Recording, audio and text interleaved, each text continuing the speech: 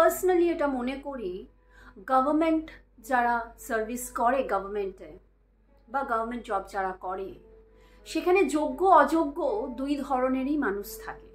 কেউ মেরিটে কাজটা পায় আর কেউ ক্রেডিটে পায়। বাট বিশ্বাস করুন, প্রাইভেটে ক্রেডিট বলে কোনো অপশন থাকে না, অযোগ্যদের কোনো জায়গায় থাকে না। আমাদের প্রাইভেটে একটা ইন্টারভিউ ক্র্যাক করতে গেলে মাথার ঘাম পায়ে পড়ে যায়, কারণ শুধু পুঁথিগত বিদ্যা দিয়ে প্রাইভেটে কাজ পাওয়া যায় না। প্রাইভেটে কাজ পেতে গেলে স্কিলসের দরকার হয়, টেকনোলজির সাথে আপ টু ডেট থাকতে হয়। হ্যাঁ, পুঁথিগত বিদ্যা তো আছে, তার সাথে কমিউনিকেশন স্কিলস।